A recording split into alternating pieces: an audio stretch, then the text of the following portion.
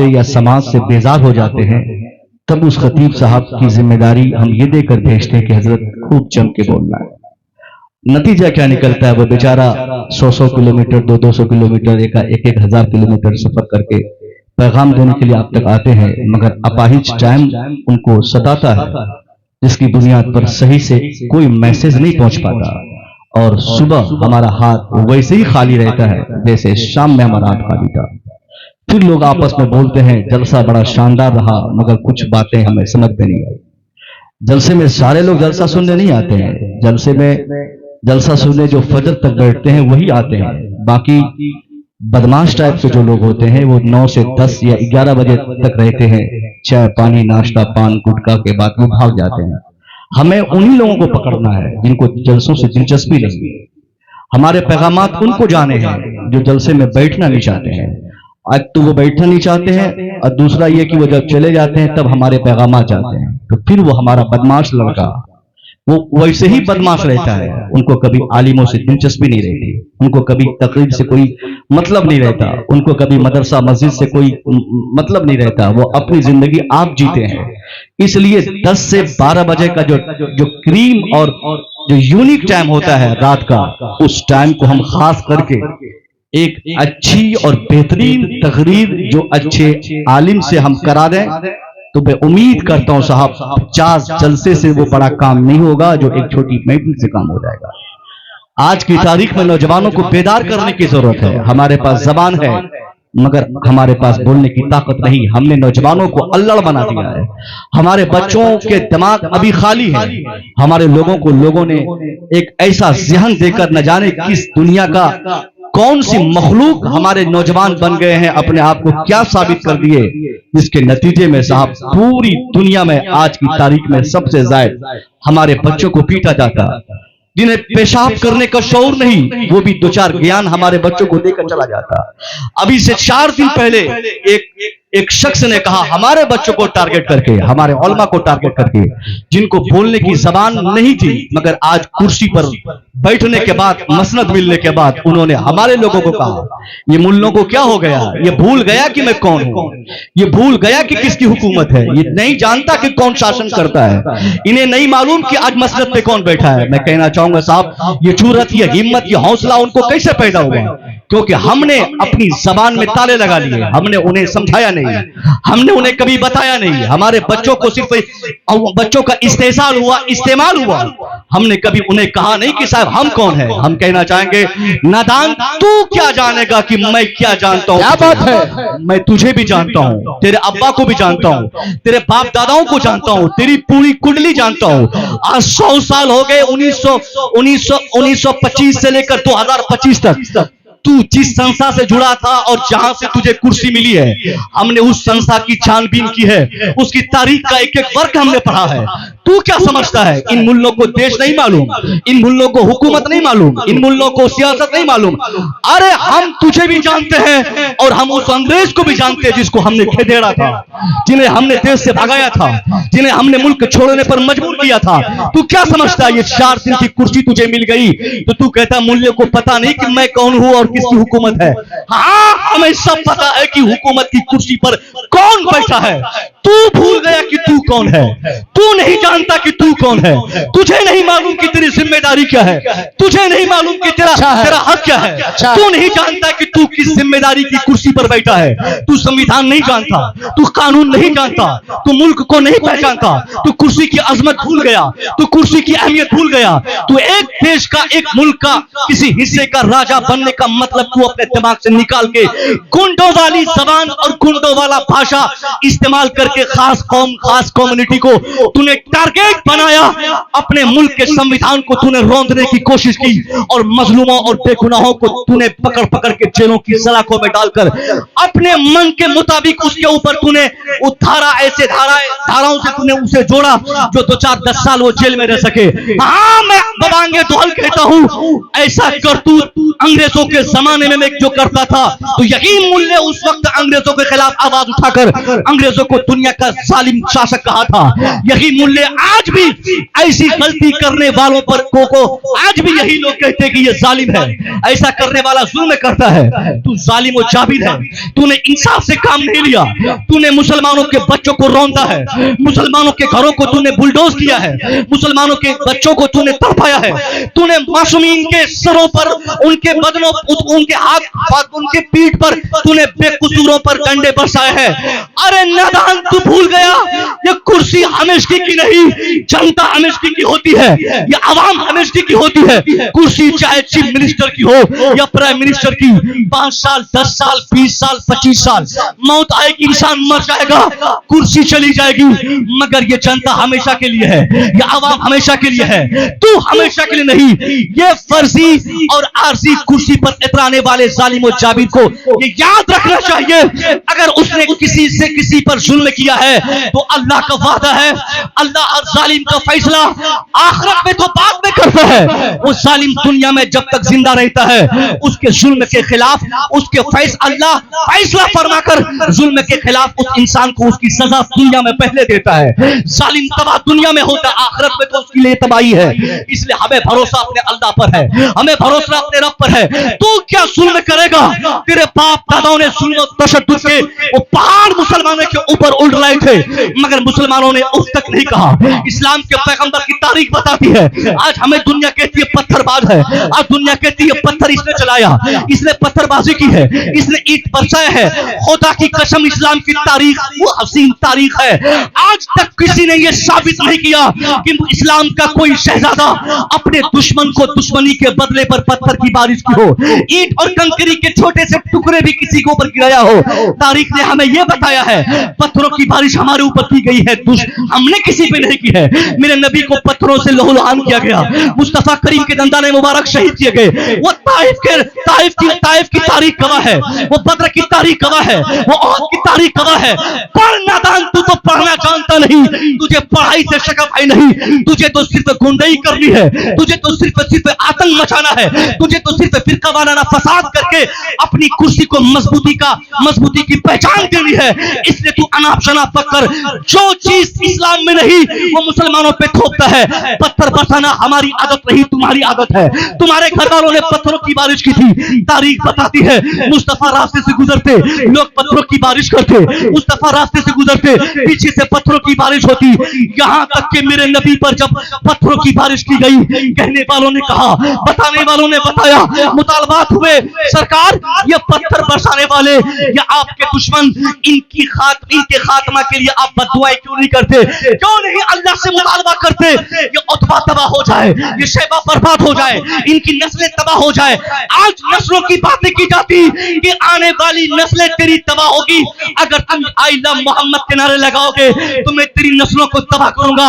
अरे नादान, तू क्या, तेरे बाप दादाओं ने 1450 साल से आज तक, चाहे हमारी तादाद 313 की रही हो या 1000 की रही हो, हर जमाने में हमने जुल्म सहा है, हर जमाने में हमारे ऊपर ज्यादती हुई है, मगर हमने कभी दुश्मनों के लिए ईंट और पत्थरों की बारिश तो छोड़ो साहब, हमने हाथ उठाकर अल्लाह से यह भी नहीं कहा कि अल्लाह इन दुश्मनों को तबाह बर्बाद कर दे। हमने सब्र किया, सब्र का बदला अल्लाह ने हमें बद्र में अता फरमाया। हमने सब्र किया, सब्र का बदला अल्लाह ने ओहद में अता फरमाया। हमने सब्र किया, सब्र का बदला अल्लाह ने हर जंग के बाद हमें अता फरमाया। हमने सब्र किया, मुस्तफा जान रहमत की उम्र शरीफ सिर्फ 23 साल उम्र शरीफ आखिर की उम्र में, ये ऐलान नबूवत के बाद वाली उम्र के हिस्से की बात कर रहा हूं, जब आप पर पत्थरों की बारिश की गई थी, आप पे जुल्म तशद्दुद के पूरे तहरीक चलाकर लोगों ने ऐसे ताने बाने बांधे थे कि इनकी तहरीक आगे न बढ़ पाए, इनका कलमा आगे न बढ़ पाए, कुरान के पैगाम आगे न बढ़ पाए, नमाज न फैल पाए, अजान न फैल पाए, शरीयत न फैल पाए। लोगों ने एक ऐसा ज़हन दिया था, एक मज़मूम ज़हन देने की लोगों ने कोशिश की। मुस्तफा रहमत से मुतालबा किया गया, सरकार सरकार इनके लिए बददुआएं क्यों नहीं करते, इनके खात्मे के लिए अल्लाह से मुतालबा क्यों नहीं करते? आप तो आधिकारिक तौर पे आपको अल्लाह ने वो हुकूक दिए हैं, आप उंगली का इशारा फरमाते हैं तो चांद दो टुकड़ा होता है, सूरज वापस आता है, कंकरियां कलना पड़ती है, चश्मे जारी होते हैं। सरकार इतने अधिकार हासिल होने के बाद भी आप इन दुश्मनों की तबाही क्यों नहीं चाहते? एक उंगली का इशारा फरमाएंगे, इन दुश्मनों का सीना चाक हो जाएगा, ये पत्थर बरसाने वाले सबकी इज्जतें खाक में मिल जाएंगी, सबका वजूद मिट जाएगा। आप इनके लिए इनकी तबाही के लिए बददुआ क्यों नहीं करते? सुनिए मेरे मुस्तफा के जाने रहमत का जवाब क्या था। मेरे आका करीम ने फरमाया, हाँ मेरे चाहने वालों, मेरे यारों, तुमने कहते हो कि मैं इन दुश्मनों के लिए तबाही के लिए अल्लाह से मुतालबा करूं, तुम्हारा मानना है कि इन दुश्मनों के खात्मे के लिए अल्लाह से कहूं कि अल्लाह इन्हें बर्बाद कर दे। लेकिन मैं देख रहा हूं, मेरी निगाहें देख रही है, मैं देख रहा हूं कि ये दुश्मनी ज्यादा दिनों तक के लिए नहीं है। इन लोगों में तब्दीली आएगी, इन लोगों में बदलाव आएगा, इन लोगों में चेंजिंग आएगी। मेरे मुस्तफा ने एक आश्वासन दिया था, नबी ने एक उम्मीद जाहिर फरमाई थी, उस उम्मीद को दुनिया ने क्या तकमील होता हुआ देखा। मुस्तफा जन रहमत की जिंदगी पाक में ही उसी 23 साल जिंदगी में ऐसी शानदार तब्दीली आई, ऐसी गैर मामूली तब्दीली आई कि जिन लोगों ने पत्थरों की बारिश की, मेरे नबी ने बददुआएं नहीं की, मेरे मुस्तफा ने पत्थरों की बारिश नहीं की। आपने उन पत्थरबाज को अपनी हालत पे छोड़ दिया, आप अपना काम करते रहे, आप तहरीक चलाते रहे, आप तबलीग करते रहे, आप कलमे को घर में पहुंचाने की कोशिश करते रहे। नतीजा क्या निकला? दुनिया ने क्या मुलाहाजा किया? जिन लोगों ने नबी पर पत्थरों की बारिशें की थी, उनमें ऐसी तब्दीली आई कि पत्थर बरसाने वाले पत्थरों की जगह पर नबी पर दुरूदों की बारिशें करने लगे। जिन लोगों ने नमाज रोकने की कोशिश की थी, वो नमाज के आदी बन गए। और तुम कहते हो कि हम पत्थरबाज है। नहीं साहब, हमने घर में सब्र किया है, हमने कैदखानों में सब्र किया है, हमने जेलों में सब्र किया है, हमने पहाड़ की चोटियों पे सब्र किया है, हमने सहराओं में सब्र किया है, हमने जंगलों में सब्र किया है, हमने रास्तों में सब्र किया है, हमने हर जगह सब्र का मुजाहरा किया है। तब जाकर जो इस्लाम एक व्यक्ति हजरत सिद्दीक़ अकबर से शुरू हुआ था, जो इस्लाम हजरत सैयदा खदीजा से जिसकी शुरुआत हुई थी, वो इस्लाम आज दुनिया भर के लिए एक फेवरेबल मजहब क्यों बना है? ये तलवार के बल पे नहीं, ये साहब की तलवार की बलबूते पे नहीं, ये तलवार और खुरेजियों की ताकत से नहीं। इस्लाम अगर यहां तक पहुंचा है, इसमें तलवार का अमल दखल नहीं, इसमें पत्थर का अमल दखल नहीं, इसमें ईंट की बरसात का अमल दखल नहीं, ये मुस्तफा जन रहमत के किरदार का अमल था। मेरे नबी की वो शानदार आपकी वो शानदार आदत करीमा थी, आपका वो शानदार कैरेक्टर था, जिसको दुनिया ने पढ़ा, मुताला किया, अपनी दुश्मनी की गेटरी पोटरी को लात मारकर उसी मुस्तफा जन रहमत की गुलामी को अपना लिया। इसलिए मैं इस अज़ीमुश्शान जलसे से इस कायनात के जो भी इस्लाम के दुश्मन है, नारे तकबीर मुतालबा करता हूं, हर शख्सियत से मैं कहता हूं, अगर तुझे इस्लाम के पैगंबर की जिंदगी समझ में नहीं आती, मुस्तफा के सहाबा की जिंदगी समझ में नहीं आती, सरकार इमाम हसन और हुसैन की जिंदगी समझ में नहीं आती, तो बहुत ज्यादा दूर जाने की जरूरत नहीं। अरे अपने मुल्क के गांधी को पढ़ ले, गांधी की तो बात मान सकता है ना। गांधी की तस्वीर तूने अपने मुल्क के नोट करेंसी पे डाल रखा है। आज तो साहब मैंने सुना कि एक अलग करेंसी पर एक अलग तस्वीर आ गई है, मगर गांधी का एहतराम हिंदुस्तान में 100 साल से होता आया है। हर आम खास सब आज गांधी जयंती भी इत्तेफाक से 2 अक्टूबर, गांधी जयंती मतलब गांधी की पैदाइश की तारीख 2 अक्टूबर है, सेलिब्रेट किया जाता है हिंदुस्तान में। पूरे हिंदुस्तान से पैगाम दिए जाते हैं कि गांधी जुल्म के खिलाफ आवाज उठाया, गांधी हिंदुस्तान का बापू है, गांधी इस मुल्क को बनाने वाला सर्वप्रथम व्यक्ति है। गांधी की एक अजीम शान इज्जत इस मुल्क में तस्लीम की गई है, हर आम खास उनकी इज्जत का कायल है। इसलिए मैं कहता हूं, तू मेरी बात नहीं मानता, तू मुझे मुल्ला कहता, तू मुझे मौलवी समझता, तू मत मान मेरी बात, कम से कम अपने गांधी की बात तो मान ले। इसी तरह के पैगाम लेकर चंद लोगों ने गांधी को कहा था, गांधी जी अब तो मुल्क आजाद हो गया, अब आपने सब कुछ अलग अलग कर दिया, अब आखिरी फरमाइश मेरी यह है कि इस मुल्क को हतमी रुख देने के लिए इस मुल्क में एक कानून नाफिज हो जाए, यहाँ आजान न हो, यहाँ नमाज न हो, यहाँ कुरान की तिलावत न हो, यहाँ खानका ना बने, यहाँ मदरसा ना बने, यहाँ इस्लाम की तबलीग का कोई कोई कोई कोई रास्ता ना हो। गांधी ने अचानक फैसला नहीं किया। गांधी ने कहा क्यों तेरा ये क्यों मुतालबा है? लोगों ने कहा मेरा मुतालबा इसलिए है, मैं जानता हूं कि इस्लाम खूनरेजियों को प्रमोट करता है, इस्लाम कत्ल क़िताल की बातें करता है, इस्लाम खूनरेजियों को प्रमोट करता है, इस्लाम दुश्मनी फैलाता है, इस्लाम तलवार से आगे बढ़ रहा है। मिस्टर गांधी चूंकि जाहिल नेता का नाम नहीं, एक बैरिस्टर का नाम गांधी है, पढ़े लिखे नेता का नाम गांधी है। इन जाहिलों को कुर्सी मिलती है, रात के 9 बजे 10 बजे वो टीवी पर आकर बोलता है कल से 500 का नोट पर पाबंदी है, कल से 1000 के नोट चलेंगे नहीं। जो समझा दिया मान लेना, ये जाहिलों की बात है। पढ़ा लिखा इंसान फैसले के लिए टाइम लेता है, वो वक्त मांगता है, मुझे वक्त दिया जाए फिर फैसला करूंगा। गांधी ने कहा ठीक है, मैंने तेरी बात सुन ली, मैंने तेरा मुतालबा सुन लिया, मैंने तेरी मांग सुन ली, अब मुझे भी अपने अस्तर से इस्लाम पढ़ लेने दो, इस्लाम के पैगंबर को जान लेने दो, इस्लाम के पैगंबर की तारीख पढ़ने दो। मैं अभी फैसला नहीं लूंगा, तुम लोग अपने अपने घरों को जाओ, मैं पहले पढ़ता हूं। गांधी ने अपने लोगों से कहा मुझे इस्लाम से रिलेटेड चंद किताबें दस्तयाब कराई जाए, मुझे दी जाए, मैं पढ़ना चाहता हूं। चुनांचे अंग्रेजी लिटरेचर पे रिलेटेड अंग्रेजी में लिखी हुई चंद किताबें गांधी के मुताले की मेज पर रखी गई। गांधी सुबह शाम नाश्ता पानी छोड़कर गांधी यही सोच में लगा रहा, what is given in Islam, what is divided in Islam, what is taught in Islam. Islam पढ़ाता क्या है, इस्लाम देता क्या है, इस्लाम बताता क्या है, इस्लाम सिखाता क्या है। इसी चिंतन और मंथन में गांधी ने एक नहीं कई रातें गुजारी। जब इस्लाम को पढ़ना शुरू किया, इस्लाम के पैगंबर के बायोग्राफी को पढ़ा, आपकी जवानी को पढ़ा, आपके बुढ़ापे को पढ़ा, आपकी 63 साल जिंदगी को गौर से मिस्टर गांधी मुताला किया। उसके बाद आपके फर्स्ट खलीफा सिद्दीक अकबर की जिंदगी पढ़ा, उसके बाद फारूक आजम के बायोग्राफी का अध्ययन किया, फिर उसके बाद फारूक आजम के बाद उस्मान गनी को पढ़ा, उस्मान गनी को पढ़ने के बाद मौला अली की जिंदगी पढ़ा, फिर इमाम हसन और इमाम हुसैन को पढ़ते पढ़ते वो मिस्टर गांधी जिनको फैसले के लिए इस्लाम पढ़ने के लिए जिन्होंने टाइम मांगा था, इंतजार करने को कहा था, अब इमाम हुसैन को पढ़ते पढ़ते उनका दिमाग फैसला कर गया। वो कह दिया, वो मिस्टर गांधी जो अभी करीब से करीब तर था, वो इशारा करता कि हाँ अब मेरा फैसला है, इस भारत में इस्लाम न रहे, यहाँ मदरसा न हो, यहाँ खानका न हो, यहाँ कलमा न हो, यहाँ कुरान की तबलीग न हो, यहाँ अज़ान न हो। मुमकिन था अभी फैसला करता, मगर गांधी ने इस्लाम पढ़ने के बाद, पैगंबर इस्लाम पढ़ने के बाद, इस्लाम के पैगंबर के खलीफा की जिंदगी पढ़ने के बाद, आपके नवासे को पढ़ते पढ़ते वो फैसले की हद तक आ गया।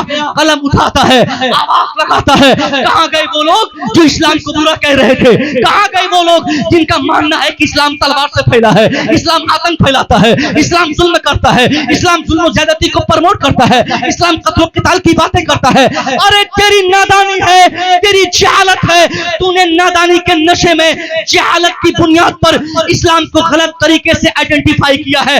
मेरी निगाह से देख, मैं अफ्रीका से लेकर हिंदुस्तान तक मैंने अपनी तालीम, अपनी जानकारी और अपने नॉलेज के बलबूते न जाने कहां का मैंने परचम लहराया है।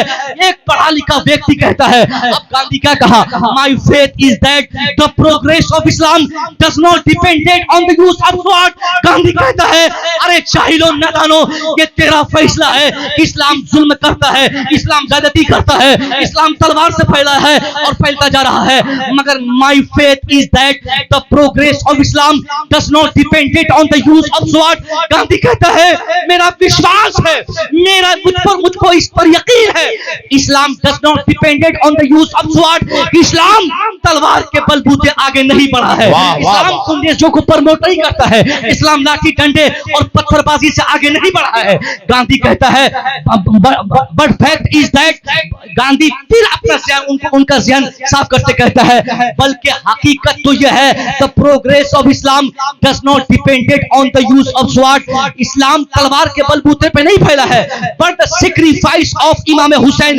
वो कहते हैं, आज जो कुछ भी पूरी दुनिया में तुम देख रहे हो, पूरी कायनात में इस्लाम के नाम पे तुम्हें नजर आ रहा है, इसके पीछे तलवार का हाथ नहीं, इसके पीछे खूनरेजियां नहीं, इसके पीछे लाठी डंडे नहीं, इसके पीछे पत्थरबाजी का कोई अमल दखल नहीं। वो कहता है, but the supreme sacrifice of इमाम हुसैन। वो कहता है, आज की तारीख में जो कुछ भी कायनात में इस्लाम के नाम पे तुम देखते हो, इसके पीछे अगर किसी एक की कुर्बानी कुर्बानी शामिल है वो किसी और की कुर्बानी नहीं, वो इस्लाम के पैगंबर मोहम्मद अरबी के नवासे हजरत हुसैन की कुर्बानी का नतीजा है जो इस्लाम यहाँ तक।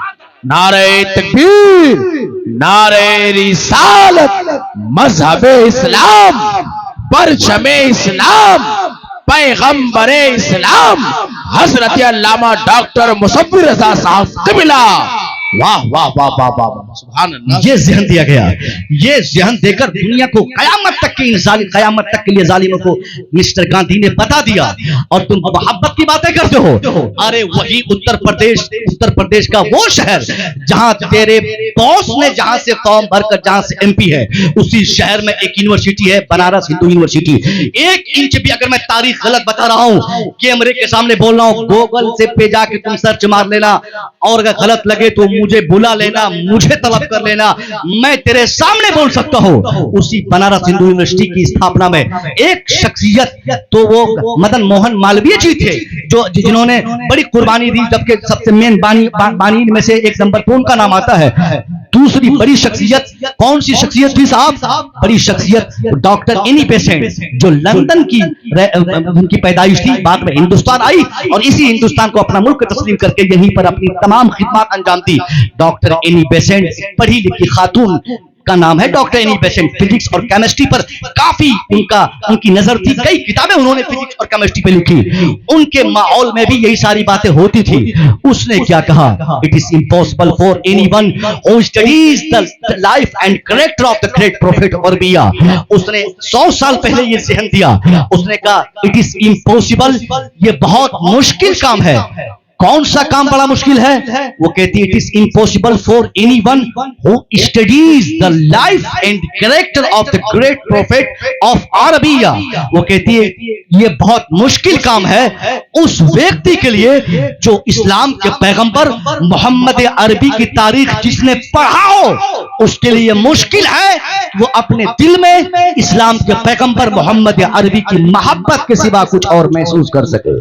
उनका मानना है। फिर आगे कहती है yet I myself whenever I reread them a new way of admiration, a new sense of reverence for that mighty Arabian prophet।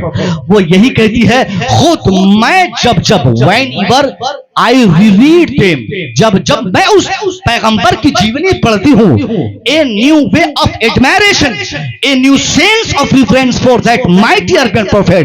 वो कहती है खुद मैं जब उस महान पैगंबर की जीवनी को पढ़ती हूँ, मेरे दिल में उस अज़ीमुश्शान नबी के लिए हर मर्तबा मोहब्बत के नए नए दरवाजे खुलते चले जाते हैं।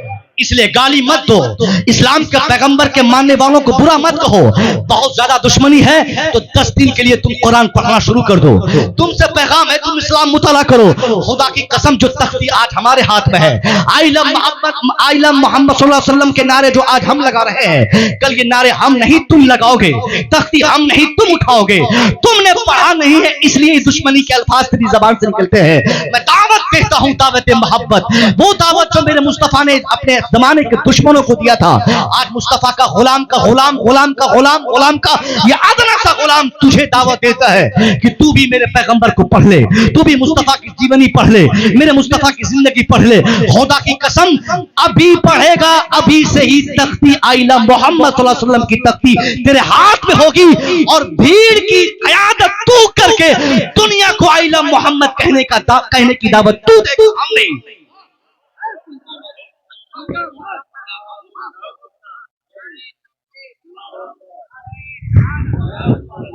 मुस्तफा, अज़मते Mustafa, I love Mohammad, I love Mohammad, I love Mohammad सल्लल्लाहु अलैहि वसल्लम। ये महफिल में आई लव मोहम्मद बोलकर वो माहौल देने का मतलब माहौल नहीं है, मगर एक बात चली है पैगाम देने की। हम लोगों को अल्लाह समझा गया है, हमें बेवकूफ समझा गया है। अरे साहब कुर्सी तेरे हाथ में है, कुर्सी तेरे साथ है, हुकूमत तेरे पास है, मसनद तेरे पास है, पूरी ताकत तेरे पास है, मगर हमारे पास कुछ नहीं तो अपने मुल्क का संविधान है, अपने मुल्क का आईन है, अपने मुल्क का कानून है। हमें तेरी कुर्सी पर भरोसा नहीं, मगर कल भी हमें अपने मुल्क पर भरोसा था, मुल्क के कवानीन पर भरोसा था, मुल्क के आईन पर भरोसा था, आज भी है। और मुसलमान आखिर वक्त तक अपने मुल्क के कानून पर भरोसा करता रहेगा।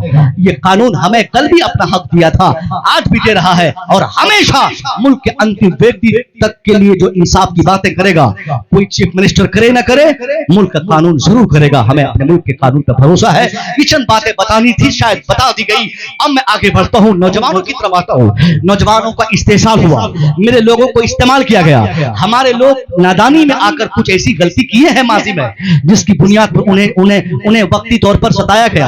वो भीड़ का हिस्सा बने। भीड़ जुटाना गलत नहीं है, गलत तरीके से भीड़ जुटाना ये गलत है। हम ये नहीं कहते साहब अपनी तादाद के इस्तेमाल में हम अपनी तादाद और अपनी भीड़ लगाकर कहीं भी किसी को कोई नारा लगा दे, नहीं नहीं नहीं नहीं, ये कभी कानून इजाजत इसकी नहीं देता। नारा लगाने की कानून कवानीन है, भीड़ इकट्ठा करने के ज़ाब्ते हैं। हम ज़ाब्ते की रोशनी में अपनी बात रखें। जहां ज़ाब्ते का उल्लंघन होगा, जाहिर सी बात है हमारी जबान कुछ देर के लिए रोकी जाएगी, जाहिर है हम सताए जाएंगे। अगर हम कानून के चपेट में आएंगे तो कानून हमें जरूर रोकने की कोशिश करेगा। कभी भी आप कानून को अपने हाथ में लेने की कोशिश न करें। भीड़ लगाने से पहले भीड़ का ज़ाब्ता जाने। हम किसी भी नेता, किसी भी अभिनेता और किसी की बात में आकर हम एहतजाज और प्रोटेस्ट करने पे आ जाते हैं। ये सच है, ये मुल्क हमें आजादी देता है इस बात की कि हम प्रोटेस्ट करें, हम एहतजाज करें, मगर आजादी के आदाब है, इसके उसूल है। हम जिस रास्ते से गुजरे, अपने मुल्क के किसी भी व्यक्ति को हम खास तौर पे अपने इस्लाम के नाम पे सताना तो अपने लिए हराम समझे। हमारा इस्लाम किसी के लिए ऐसा मजहब नहीं है जो हम किसी को चिढ़ाने के लिए इस्तेमाल करें। आइलम मोहम्मद के नारे, आइलम मोहम्मद सल्लल्लाहु अलैहि वसल्लम के नारे हम किसी को चिढ़ाने के लिए नहीं, बल्कि अपने दिलो दिमाग में रोशनी पैदा करने के लिए इस्तेमाल करें।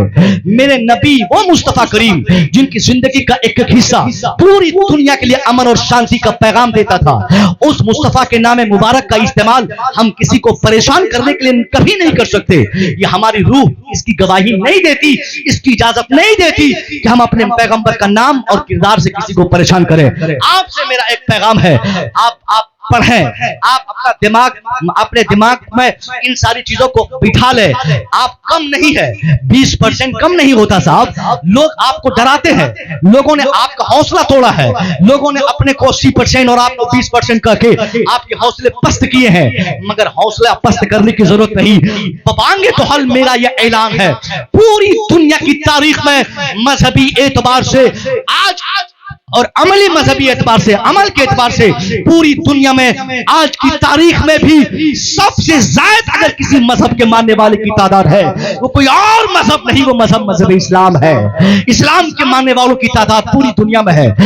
दुनिया में मुमकिन है किसी कोने में ट्रेन हो तो वहां पर बुलेट ट्रेन नहीं, कहीं बुलेट ट्रेन हो तो साहब वहां पे बस नहीं, कहीं पे बस है तो वहां पे ट्रेन नहीं, कहीं पे ट्रेन है तो वहां पे प्लेन नहीं, कहीं पे साहब पहाड़ है तो कहीं जब जमीन समतल है, यानी कहीं का पानी खारा है, कहीं का मीठा है, कहीं साहब हवाएं तेज चलती है, कहीं ठंडी हवा है, कहीं बर्फीली माहौल है, कहीं सूखा माहौल है, कहीं साहब धान उगाए जाते, कहीं गेहूं का फसल होती, फसल होती, कहीं मकई लगाए जाते, कहीं लीची होती, कहीं आम ज्यादा होता, कहीं खजूर जाते होते। ये सब दुनिया और हालात और माहौल के एतबार से, ये तब्दीली ज्योग्राफी के एतबार से होते रहती है, मगर दुनिया का कोई ऐसा नहीं जहां 5 वक्त अजान ना दी जाती हो, जहां नमाज ना पढ़ी जाती हो, जहां मुस्तफा का नाम न लिया जाता हो, जहां कलमा पढ़ने वाले नहीं रहते हो। इसलिए आप अपना हौसला हमेशा बुलंद रखें कि दुनिया में आप सबसे जायद है, मगर अफसोस की बात है हमारी तादाद दुनिया में सबसे जायद है, मगर वो हैसियत से हम ज्यादा नहीं जिस हैसियत से हमें होना चाहिए था। हमारे बच्चे हैं 20% हिंदुस्तान में,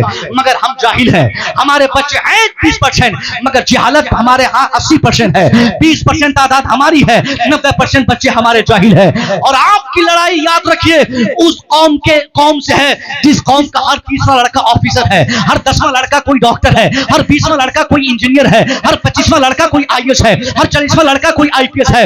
आपकी लड़ाई उस कौम के बच्चों से है जहां कसरत से IAS बनते हैं, जहां कसरत से IPS बनते हैं, जहां कसरत से डॉक्टर बनाए जाते हैं, जहां कसरत से प्रोफेसर पैदा होते हैं, जहां कसरत से पढ़े लिखे लोग हैं, जहां ताजिर भी मिलेंगे, जहां डॉक्टर भी मिलेंगे, जहां बिजनेसमैन मिलेंगे, जहां ऑफिसर मिलेंगे, जहां प्रोफेसर मिलेंगे। आपके बच्चे क्या है? 20% आप तो हैं, मगर आपके बच्चे मुंबई के मजदूर हैं, आपके बच्चे लुधियाना के मजदूर हैं, आपके बच्चे कलकत्ता के मजदूर हैं, आपके बच्चे साहब पूरी दुनिया में मजदूरी करने के हवाले से पहचाने जाते हैं। हम 20% तादाद में हैं, अगर यही 20% की तादाद तादाद हमारी और हमारी हर जगह रहती। अगर हम ऑफिसेस में 20% रहते, डिस्ट्रिक्ट में 20% रहते, डॉक्टरेट में 20% रहते, कॉलेजेस में 20% रहते, जिला में 20% रहते, अपने राज्य की हर कुर्सी पर 20% हमारे बच्चे होते। हम हर जगह, चाहे वो हमारा ब्लॉक ऑफिस हो, चाहे वो हमारा डिस्ट्रिक्ट ऑफिस हो, चाहे वो हमारे राज्य का दफ्तर हो, हर जगह अगर हम 20% होते तो खुदा की कसम इनकलाब आ जाता। कोई जालिम जुल्म का इरादा भी करता, हमारे बच्चे वहां मौजूद रहते। हमारे बच्चे वकील नहीं, हमारे बच्चे जजेस नहीं, हमारे बच्चे आईएएस नहीं, हमारे बच्चे आईएएस नहीं, हमारे बच्चे ऑफिसर नहीं। फिर कौन हमारे हक में फैसला देगा? वही बात आती है कि हम मजलूम थे, हम बेगुनाह थे, हमें हथकड़ी लगाई गई, हमें जेलों में डाला गया और 5 साल के बाद फैसला ये आया कि हमने ही जुल्म किया था, हमने ही पत्थर चलाई थी, हमारे घर में ही पेट्रोल बम मिला। पेट्रोल बम लाने वाला वो, बम इस्तेमाल करने वाला वो, बम की झोली उसके पास थी, बम इस्तेमाल उसने किया, मगर नाम हमारे लोगों के आते हैं, पकड़े हमारे बच्चे जाते हैं और उसके हक में वकालत करने वाला हाई कोर्ट में हमारा बच्चा नहीं, सुप्रीम कोर्ट में हमारा बच्चा नहीं, सिविल कोर्ट में हमारा बच्चा नहीं, हमारे बच्चे एडवोकेट नहीं। फिर किसके सहारे आपकी बातें ये इक़्तिदार आला के सामने रखी जाएगी? फिर नतीजा क्या निकलेगा? आप मारे जाएंगे, नतीजा में आपको जालिम और जाबिर कहा जाएगा।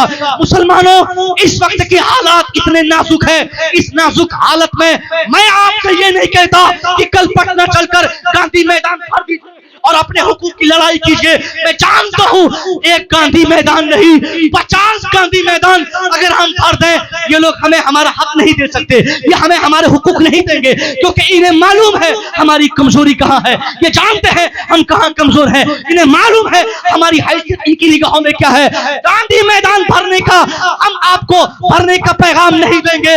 हाँ, अगर कोई मैदान भर रहा है तो स्कूलों के मैदान भरे जाए, कॉलेजेस के मैदान भरे जाए, यूनिवर्सिटी के मैदान भरे जाए, तालीमी मैदान भरे जाए। खुदा की कसम, जिस दिन आपके बच्चे 20% कॉलेजेस में, 20% यूनिवर्सिटी में, 20% दफ्तर में, 20% ब्लॉक में, 20% अपने राज्य में आपके बच्चे हो जाएंगे, हुकूमत की कुर्सी पर बैठा शख्स चाहे जालिम और जाबिर का बाप क्यों न हो, बेटा आपका आईएएस होगा, फैसला आपके हक में होगा, बेटा आपका आईपीएस होगा, फैसला आपके हक में होगा, बेटा आपका अधिकारी होगा, फैसला आपके हक में होगा, बेटा आपका वकील होगा, वकालत आपके हक में करेगा, बेटा आपका जज होगा, फैसले हमेशा हक होंगे साबित।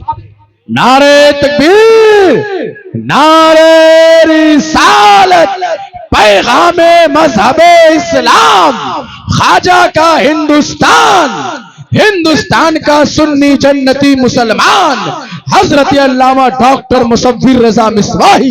वाह वाह वाह वाह। ये जमाना तलवार का जमाना नहीं, ये लाठी चलाने का जमाना नहीं, ये भीड़ जमा करके मखसूस नारे लगाने का जमाना नहीं। मैं कभी इसका पक्षधर नहीं रहा कि 10-20 लोगों को बुला कर कहीं नारे लगवाए जाए किसी के खिलाफ हो हल्ला किया। नहीं, मैं जानता हूं हो हल्ला से कुछ नहीं होता। मिस्टर गांधी की बात आई, अंबेडकर की बात सुनिए। इस मुल्क का एक शानदार पढ़ा लिखा नेता मिस्टर अंबेडकर है। मैं बड़ा एहतराम करता हूं, हजरत की मौजूदगी में मैंने उसके बारे में एक जलसे में कहा था। मिस्टर गांधी के बाद हिंदुस्तान का सबसे अज़ीमुश्शान शख्स लीडर की हैसियत से अगर मेरी निगाह में कोई है तो वो मिस्टर गांधी के बाद मिस्टर अंबेडकर है। अंबेडकर को मैंने पढ़ा है। अंबेडकर के समाज से ज्यादा इतिहाद आपके समाज में नहीं है। अंबेडकर भी अपना हक चाहता तो आसान तरीका था, वो किसी पहाड़ पे चला जाता, जंगल में जाके आवाज लगाता, आदिवासियों से, दलितों से, अपने लोगों से, अपने समाज से कह देता कि चलो सब मिलकर रामलीला मैदान भरते हैं। सब अपनी अपनी जगह से, जंगल से निकलता, तीर धनुष लेता, तलवार लेता, क्योंकि तीर तलवार धनुष वो समाज में तो हर शख्स रखता है, लेकिन रामलीला मैदान दिल्ली का भर देते और फिर अंबेडकर जो चाहता हुकूमत से मंगवा लेता, मानना पड़ता। मगर मिस्टर अंबेडकर ने गौर से पहले अपने आप को समझा, अपनी हालत देखा, माहौल देखा और माहौल की तब्दीली की उसने तलवार और लाठी का सहारा नहीं लिया। उसने अपना नाम बदलकर, उस जमाने में, जिस जमाने में दलितों की तालीम के हवाले से कहीं कोई बात नहीं की जाती, दलितों के पठन पाठन को हराम समझा जाता, आदिवासियों की तालीम और पढ़ाई के नाम पर सारे दरवाजे बंद थे, उस जमाने में मिस्टर अंबेडकर ने पढ़ना शुरू किया। महाराष्ट्र के छोटे से स्कूल में जाकर नाम लिखाया, पढ़ता गया, पढ़ता गया, पढ़ता गया। उसने मैट्रिकुलेशन का एग्जाम पास किया, इंटरमीडिएट पास किया, ग्रेजुएशन पास किया, उसने मास्टर डिग्री ले ली, उसने पीएचडी तक तालीम हासिल की। इतनी मेहनत से पढ़ा कि तीन सब्जेक्ट पर उनको पीएचडी डिग्री दी गई, 9 जबानों में वो महारत हासिल कर लिया। अब वो मिस्टर अंबेडकर फिर क्या किया, सामाजिक तौर पर जिनकी कोई हैसियत उस जमाने में नहीं थी, मगर इल्म की बुनियाद पर उस अंबेडकर ने अपने माहौल को ऐसा चेंज किया, न सिर्फ अपनी बिरादरी के माहौल को बदला बल्कि पूरे माशरे को, पूरे मुल्क को ऐसा बदला कि आज की तारीख में मिस्टर अंबेडकर की इज्जत और उनके नाम लेवा आज दुनिया के हर कोने और मुल्क में मौजूद है। ये सिर्फ इल्म की बुनियाद पर, क्योंकि वो पढ़ा लिखा था। आपको इस वक्त सबसे ज्यादा आपको खुशी इस बात की होनी चाहिए थी कि आपका दुश्मन, बहुत हद तक दुश्मनों के बच्चे आज की दुनिया में सबसे ज्यादा, वो भी अब वो लड़ाई और लाठी डंडे की वो लोग बात कर रहे हैं, उनको अपनी हालत पर छोड़ दीजिए। वो तलवार की बातें करने दीजिए, वो लाठी की बातें करने दीजिए। आप चुपचाप कलम की बात कीजिए, आप किताब की बात कीजिए, आप पढ़ाई की बात कीजिए। कितनी जाने जाएंगी, जाने दीजिए। अगर 5 भी पढ़ा लिखा बेटा हमारा रहेगा तो हुकूमत के लिए वो 5 शख्स काफी रहेगा।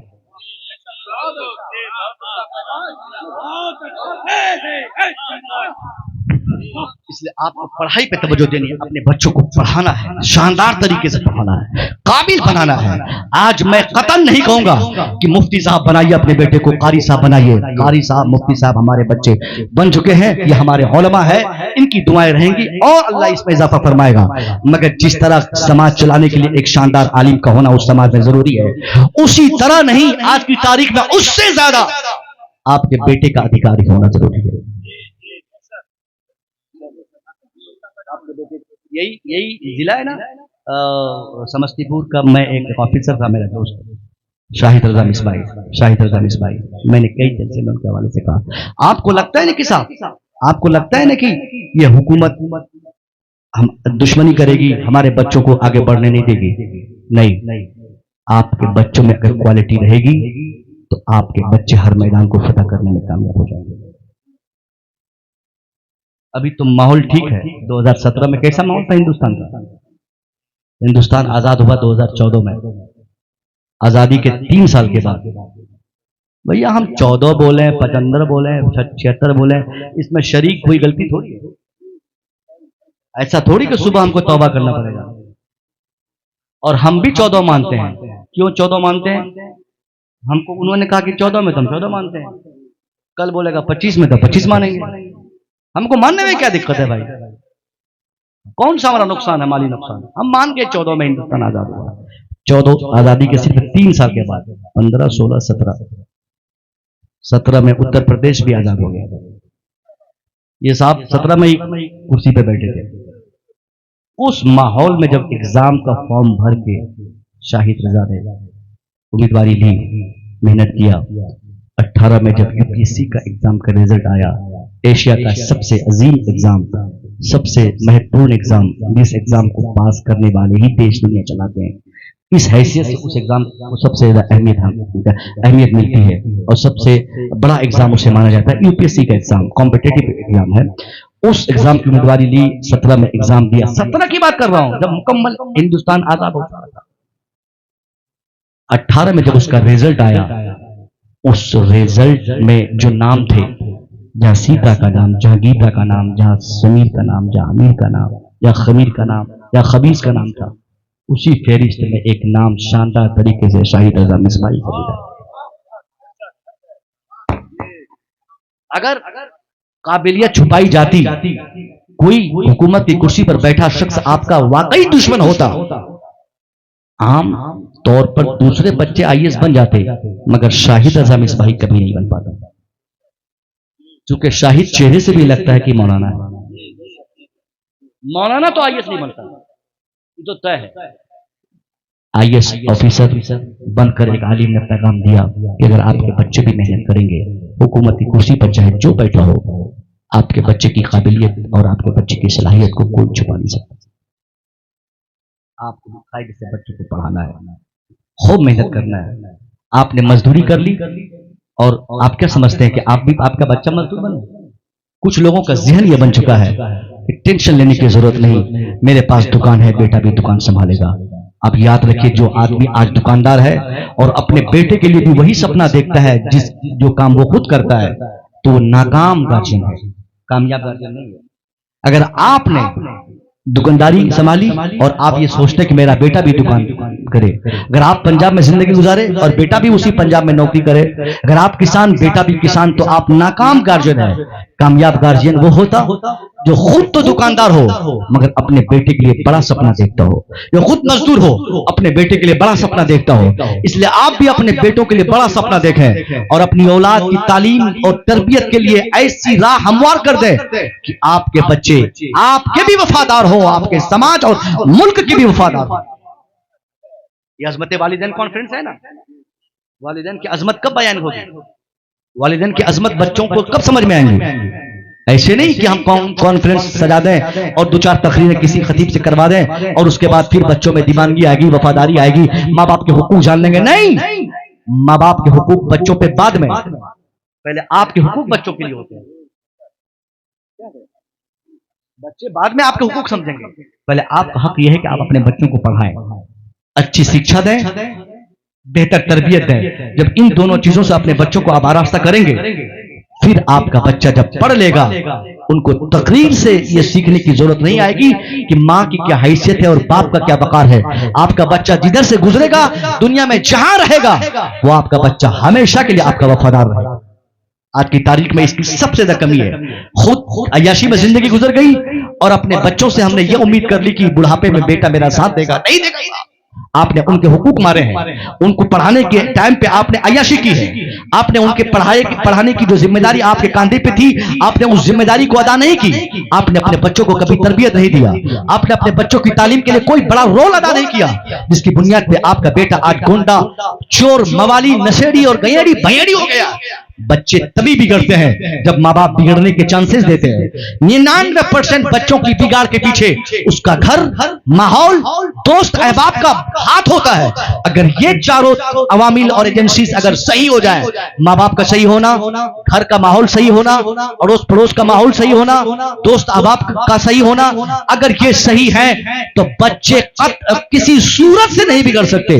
अगर बच्चे बिगड़ रहे हैं तो गोया हमने कभी बच्चों पे तवज्जो नहीं दी, हमने अपने बच्चों के लिए कुछ नहीं किया। इसलिए नौजवानों, आपका बेटा सिर्फ आपका बेटा नहीं, आपका बेटा पूरी कम्युनिटी का बेटा है, आपका बेटा पूरे समाज का बेटा है, आपका बेटा इस्लाम का बेटा है, आपका बेटा इस्लाम का शहजादा है। आपके बच्चों के नाजुक कांधे पर न सिर्फ आपके घर की बल्कि पूरे माशरे की, पूरे मुल्क की और पूरी कम्युनिटी की जिम्मेदारी है। इसलिए एक बच्चा बिगड़ेगा, उसके बिगाड़ की बुनियाद पर मुमकिन है पूरे माशरे की नाक कट जाए। इससे पहले कि आपका बेटा माशरे के लिए जिल्लत का बाइस बने, आपका बेटा पूरी आबादी के लिए जिल्लत और रुसवाई का कारण बने, आप अपने बच्चों की तालीम के लिए आगे बढ़े, उनकी तरबियत के लिए आगे बढ़े, उनको स्कूल से जोड़े, उनको तालीम से जोड़े, उनके लिए उनकी कमाई को, उनसे कमाई खाने के लिए आप उजलत में न आए कि भाग पंजाब जल्दी कमा। नहीं, अभी बेटा पंजाब नहीं जाएगा, पहले मैट्रिक करेगा, अभी दिल्ली नहीं जाएगा, पहले इंटर करेगा, अभी पंजाब नहीं जाएगा, पहले वो ग्रेजुएशन करेगा। 2-4 साल ही तो सब्र करने हैं साहब। 2-4 साल अगर आपने सब्र कर लिया, एक रोटी पर अगर आपने रात गुजार ली, अगर एक वस्त्र पर, एक कपड़ा पर आपने 1-2 साल गुजार दिए, आपने कायदे से अपने बेटे को ग्रेजुएशन तक आपने पढ़ा दिया, तो आज पंजाब जाने वाला बेटा मजदूरी के लिए जा रहा है। 5 साल के बाद आपका बेटा मजदूरी और गुलामी के लिए नहीं, बल्कि पंजाब का सफर होगा डॉक्टर की हैसियत से, पंजाब का सफर होगा इंजीनियर की हैसियत से, पंजाब का सफर होगा ऑफिसर की हैसियत से। इसलिए अपने बेटों को गुलाम मत बनाओ, उनको बादशाह बनाने के लिए थोड़ी देर के लिए मोहताजी सहनी होगी, आपको थोड़ी तकलीफ झेलनी पड़ेगी। आपको आप दुनिया की हर तकलीफ को झेलना तय कर लो, बर्दाश्त कर लो, सारी तकलीफें झेलने के लिए तैयार हो जाओ। अगर आप तैयारी कर लिए तो आपका ये 15 साल का लड़का, आपका 8 साल का बेटा, आपके 10 साल के बच्चे, आपके 15 साल के लड़के, जिनके ऊपर जिनके ताल्लुक से आपने सोचा है कि मेरा बेटा कमा के खिलाए, अगर आपने उनको कायदे से पढ़ा दिया तो आपका बेटा सिर्फ आपके लिए नहीं कमाएगा, आपके बच्चों की कमाई आपके लिए तो होगी ही होगी, आपके बच्चे समाज के भी फायदे के लिए होंगे, आपका बेटा समाज का फायदा पहुंचाएगा, मुल्क का फायदा पहुंचाएगा। इसलिए आप हमेशा अपनी औलाद की तालीम तालीम और तरबियत की कोशिश करें, पूरी कोशिश करें। क्या नहीं है आपके पास? मजदूरी करने वाले भी 500 कमा लेते हैं। आज की तारीख में मौलवी के अलावा दुनिया का हर व्यक्ति 500, 700, 1000, 1500 रुपया पर डे कमाता है। अभी 4 दिन पहले मैं ओला बुक करके कलकत्ता से किसी खास जगह से मैं स्टेशन आ रहा था जिस वक्त रात में, तो इत्तेफाक से वो लड़का मुस्लिम था। वो लड़का जो मुझसे गाड़ी से छोड़ने आया था। मैंने कहा क्या नाम है बाबू? वो अपना नाम बताया। मैं कहा मुसलमान हो? बोला हाँ मुसलमान है। मैं समझा कि जब अपना आदमी है तो मैंने उससे पूछा बेटा कितना कमाता है? वल्लाह वो ओला ड्राइवर मुझे बताया तो मुझे हैरत हुई सुनकर कि साहब एक आदमी छोटी सी गाड़ी ये वैगनार लेकर इस कदर कमाई करता है क्या इस काम में? मैंने कहा बेटा कितना कमा लेता है? बोला क्या कमाई होती? कुछ नहीं होती। मैंने कहा 500-700 तो कमा लेता होगा ना बेटा? बोला नहीं हजरत अल्हम्दुलिल्लाह रात में खर्चा काट के हम लोग हर रात को तकरीबन जब भी गाड़ी लेके निकलते हैं कम से कम 3000-2500 तो हो ही जाता है। एक ओला ड्राइवर आज की तारीख में 2500 रुपया पर नाइट कमा लेता है। यानी एक दिन की मजदूरी ये कमाई उनकी 2500 रुपया है। मौलवी के अलावा मैंने कहा ना कि हर आदमी कमाता है, इसलिए 500-700 हर आदमी दिन भर में कमा लेता है। अब आप ये बहाना नहीं लगा सकते कि मैंने अपने बच्चों को इसलिए नहीं पढ़ाया क्योंकि हमारे पास पैसे नहीं थे। सबके पास पैसे है, सबके पास जुगाड़ है, सबके पास पढ़ाने की ताकत है, रिसोर्सेज है, साधन है, संसाधन है, सारी चीजें आपके पास है। अगर आप इसके बाद भी आप नहीं पढ़ा सकते तो आपका बेटा आने वाले वक्त में न तो आपका वफादार होगा न समाज का वफादार होगा। और कुछ लोग हजरत पढ़ाते भी हैं अफजल भाई तो मैट्रिक करने के बाद छोड़वा देते हैं। ये कोई पढ़ाई है? और मुसलमानों में तो वस्तनिया फुकनिया वस्तनिया फुकनिया वस्तनिया फुकनिया, ये क्या है? वस्तनिया फुकनिया कोई पढ़ाई की डिग्री है क्या? ये शादी के लिए आप लोग बेटियों को पढ़ाते हैं कि कम से कम फुकनिया की रहेगी मेरी बेटी, तो खूब हमें मालूम है कि बेटी किस तरह फुकनिया पास होगी।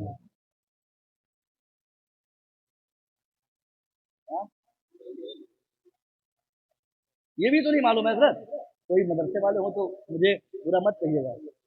क्या भाई आप मदरसे मतलब गवर्नमेंट एम्प्लॉयड तो नहीं क्या भाई? लेकिन सच्चाई है वस्तनिया फुकनिया तक पढ़ा दिया हमने, सोचा हमने पढ़ाई का हक अदा कर दिया। अरे भाई वस्तनिया के बाद फुकनिया, फुकनिया के बाद मौलवी, मौलवी के बाद आलिम, आलिम के बाद फाजिल, ये कौन पढ़ाएगा? अगर आपको मदरसे लाइन सही पढ़ाना है तो फाजिल तक तो पढ़ाते, आपने वहां तक क्यों नहीं पढ़ाया? वस्तनिया फुकनिया तक पढ़ा के छोड़ दिया। मैं समझता हूं कि ये वस्तनिया फुकनिया तक ये जहालत की और जाहिलियत की सबसे बड़ी डिग्री जो होती है वो फुकनिया की होती है। छोटी वाली वस्तनिया, उसके बड़ी वाली फुकनिया। ये बताने के लिए है कि मेरी बेटी बहुत अच्छी जाहिला है, यानी इसको कुछ नहीं आता, ये सिर्फ फुकनिया आता है। मेरा बेटा सब जाहिल है, इसको सिर्फ फुकनिया आता है। अरे भैया उसके बाद भी मैदान आपके लिए ये कुशादा है, आप वहां अपने बच्चों को डालें। वस्तनिया फुकनिया मैट्रिक इंटर करने का मतलब क्या हुआ? आप तब तक अपने बच्चों को पढ़ाएं जब तक वो तालीम खुद आपके लिए, आपके बच्चों के लिए मुफीद ना हो। तब तक आंख बंद करके आप पढ़ाते रहें। और ऐसा हो ही नहीं सकता कि अगर आपने ठान लिया कि मेरा बेटा मैदान इल्म से ही कामयाबी पाएगा, अगर आपने ठान लिया और आपके बच्चों ने भी ये मान लिया, ऐसा हो ही नहीं सकता कि वो उस तालीम से या उस किताब से या उस पढ़ाई से आपके बच्चे को फायदा हो। अगर आप कम पढ़ाएंगे तो यकीनन उसका फायदा आपके बच्चों को नहीं होगा। आप पहले अपने बच्चों को पढ़ाएं और ये मत कहें बेटा दिमाग में टेंशन लेने की जरूरत नहीं है, नहीं लाएगा नंबर ज्यादा तो क्या हो गया, दुकान है जिंदाबाद है।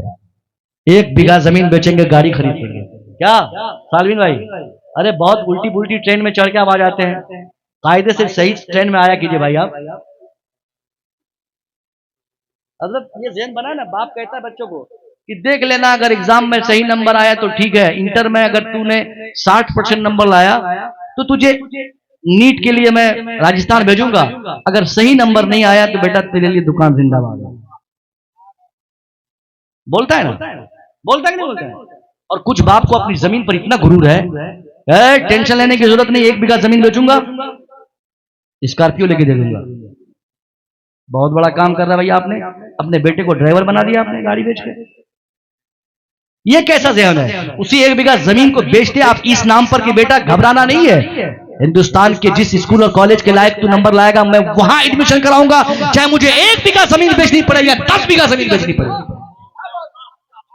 आपने कभी यह हौसला दिया अपने बच्चों को? जो बाप अपने बच्चों को हौसला नहीं देता, दूसरा ऑप्शन रख देता है, वो बाप याद रखे उसका बेटा कभी कामयाब नहीं हो पाएगा। वो जैसे किताब लेकर पढ़ने बैठेगा, वो सोचेगा यार इतनी मेहनत करने की क्या जरूरत है, अब्बा के पास जमीन बहुत है, अब्बा के पास पावर बहुत है, अब्बा के पास पैसे बहुत है, अब्बा के पास ओहदा बड़ा है, अब्बा के पास पैसे बहुत है, उनके पास बैंक बैलेंस है, उनके पास गाड़ियां बहुत है, इसलिए टेंशन लेने की क्या जरूरत है। पास हो गया तो ठीक है, नहीं पास होगा तो अब्बा का काम संभाल लूंगा, नहीं पास होगा तो दुकान संभालूंगा, नहीं पास होगा तो अब्बा जमीन बेच के मुझे गाड़ी खरीद के देंगे, नहीं पास हुआ तो अब्बा का बचा हुआ काम करूंगा। वो बच्चे जहन बनाकर पढ़ाई के लिए बैठेंगे, आधा घंटा पढ़ेंगे उनको नींद आएगी, 1 घंटा पढ़ेंगे वो सो जाएंगे, उनको किताब से दिलचस्पी नहीं होगी, उनको पढ़ाई से कभी दिलचस्पी नहीं होगी, उनको पढ़ने में कभी मन नहीं लगेगा। अब वही बेटे का जब रिजल्ट आएगा, जिस बाप ने सपना देखा था, जिस बाप ने कल्पना किया था, जिस बाप ने तस्वीर किया था कि मेरा बेटा 60% नंबर लाएगा, अब उसके बेटे का जब रिजल्ट सामने आता है, मुश्किल से किसी का बेटा 30%, किसी का बेटा 33%, किसी का बेटा ये 3rd डिवीजन पास करता है। अगर उसी की जगह शानदार तरीके से वो बाप अगर अपने बच्चों की तरबियत करने का अगर तरीका सीखा होता और बच्चों को ये समझाने में कामयाब होता, ए मेरा बेटा मेरी गाड़ी क्या देखता है, मेरी जमीन क्या देखता है, मेरा पावर क्या देखता है, मेरा बैंक बैलेंस क्या देखता है, मेरा घर क्या देखता है, बेटा ये पावर मेरा है तेरा नहीं, ये ताकत मेरी है तेरी नहीं, ये गाड़ी मेरी है तेरी नहीं, बैंक बैलेंस मेरे पास है तेरे पास नहीं। बेटा ये सारी चीजें जो तुम देख रहा है, जिसे देखकर तू इतराता है कि कुछ भी तेरे काम आने को नहीं, बेटा तेरे काम के लिए तेरी किताब है, तेरे काम के लिए तेरा कलम है, तेरी जिंदगी तेरी किताब है, तेरी जिंदगी तेरा मुस्तकबिल तेरी किताब तेरी पढ़ाई है। जो बाप अपने बच्चों को ये समझा दे, बेटा मुखिया मैं हूं तू नहीं, विधायक मैं हूं तू नहीं, मेंबर मैं हूं तू नहीं, सरपंच मैं हूं तू नहीं, चौधरी मैं हूं तू नहीं, विधायक मैं हूं तू नहीं, करोड़पति मैं हूं तू नहीं, अमीर मैं हूं तू नहीं। बेटा तेरी सबसे बड़ी दौलत तेरी किताब, तेरी दौलत तेरी किताब, तेरी दौलत तेरी पढ़ाई। जो बाप अपने बेटे को यह समझाने में कामयाब हो गया, मैं दावे से कह सकता हूं वो बाप अगर गरीब भी है, उसका बेटा अपनी तालीम को इस कदर वाहिद रास्ता तरक्की का समझेगा और ऐसी मेहनत करेगा, उसी किताब के जरिए वो बेटा अच्छा नंबर मैट्रिक में भी लाएगा, इंटर में भी फर्स्ट करेगा, उसी के शानदार रिजल्ट ग्रेजुएशन में आएंगे और वही 10 साल के बाद अपने इलाके का शानदार डॉक्टर इंजीनियर वही बनकर दुनिया को दिखाएगा। नारे रिसालत, तालीमे मुस्तफा, अज़मते वालिदैन कॉन्फ्रेंस, हजरत अल्लामा मुफ्ती मुसव्विर रज़ा इस्माइल साहब क़िबला, सरज़मीने इख्तियारपुर। खबरदार अपने बच्चों को कभी आप ये ना कहें कि आप क्या है और आपके पास कितनी ताकत है। अपनी ताकत, अपनी लाठी, अपना पावर और अपने पैसे का गुरूर बच्चों के सामने जाहिर करने वाला गार्जियन वो नादान होता है। वो जान ले कि अगर वो गुंडई बच्चों के सामने बतियाएगा तो उसका बेटा भी बाद में गुंडा ही बनेगा।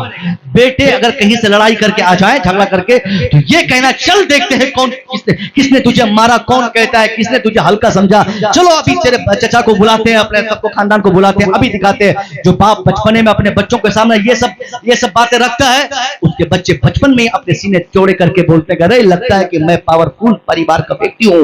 अब वो जहां चाहता है गुंडई करता है, क्योंकि बाप ने समझा दिया है कि उसके पास कितनी लाठियां है, कितने अपराध लड़ने के लिए है। इसलिए कभी अपने बच्चों के दिमाग में ये सारी बातें नहीं लाए आप, वरना आपका बेटा समाज का गुंडा बनेगा, गुंडई करेगा, चोर बनेगा। और हम साहब बैठते थे टीचर, मैंने मुताला किया है, मैंने मुशाहदा किया है, मैट्रिक में 80% नंबर लाने वाला लड़का इंटर नहीं कर पाया।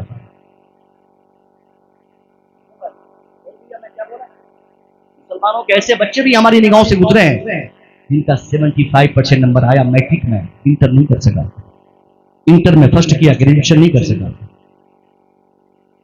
अब बताइए क्यों नहीं किया? क्योंकि वो गरीब बच्चा, उसके सर पर बाप का साया नहीं, या है भी तो गरीब बाप है। सुनिए क्या गलती हुई। अब वही बेटा जो आज मैट्रिक में, इंटर में 70-75% नंबर लाया है, तो वही बेटा दिल्ली में थैला में बम लेकर पकड़ाया,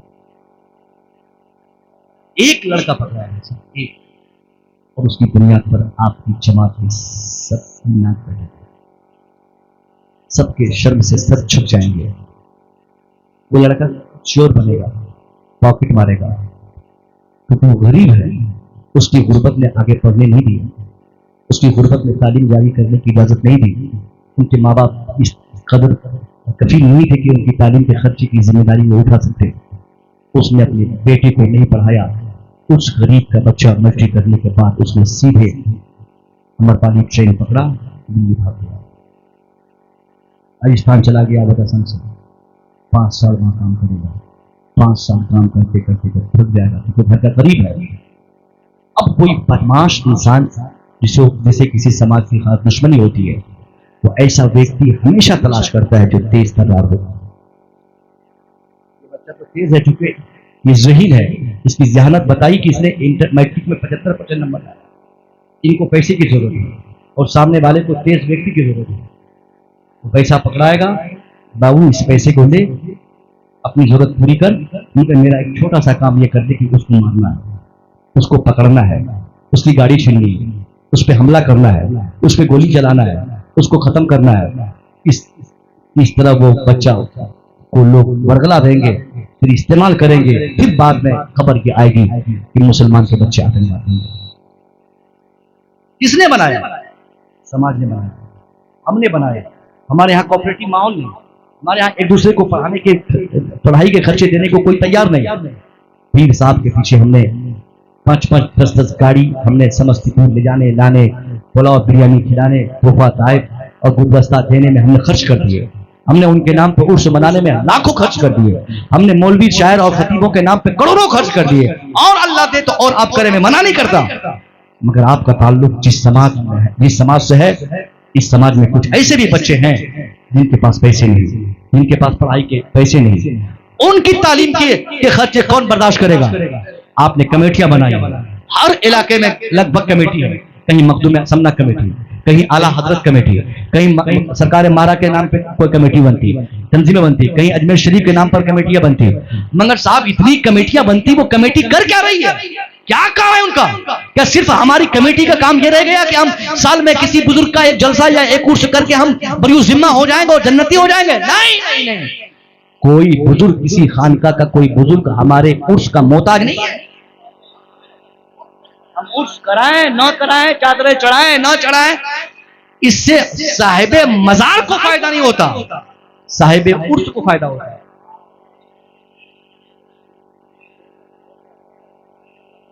साहिबे उर्स का फायदा, साहिबे उर्स को ही हमेशा फायदा होगा। चादरों से, गागरों से, पैसों से, गल्लों से बेचारे को क्या मतलब जो अंदर लेटे हुए हैं।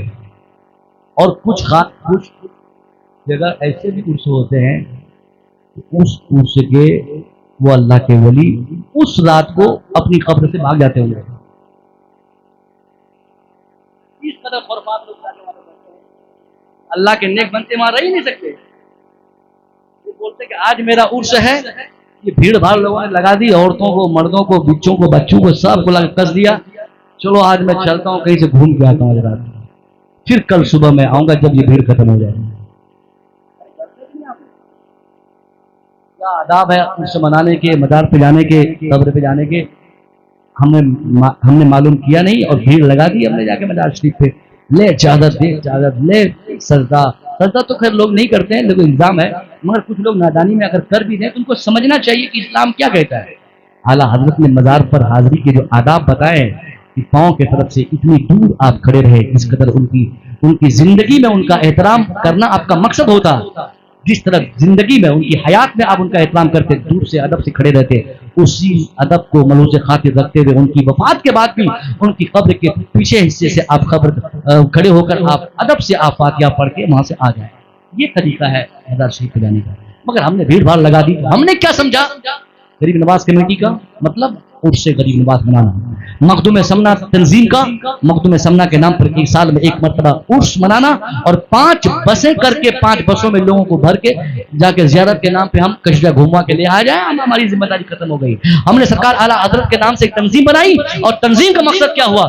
उससे आला हजरत के मौके से हमने ट्रेनों से, बसों से 10 लोगों को जियारत करा दी। अब हम मरियूज जिम्मा हो गए। नहीं साहब नहीं, ये जिम्मेदारी हमारी तंजीम की नहीं थी जो काम हम कर रहे हैं। अगर आपने ये काम किया तो वो काम कौन करेगा?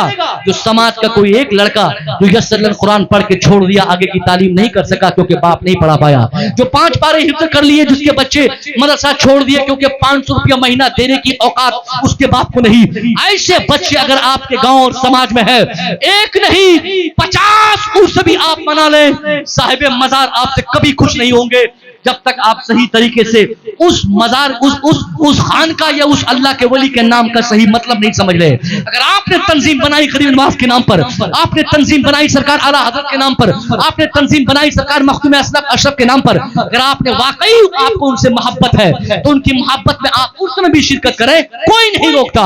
मगर एक बड़ा काम ये करें, अपनी पूरी आबादी में आप नजर दौड़ाएं कि किसके घर के कौन सा बच्चा, कौन सा मजदूर जिसका बच्चा पढ़ने में तेज है या पढ़ना चाहता है लेकिन उसका बाप पढ़ाता नहीं है, उसका बाप पढ़ा नहीं सकता, या 2 साल मदरसे में पढ़कर भाग गया क्योंकि पैसा नहीं है, मैट्रिक या इंटर नहीं कर सका।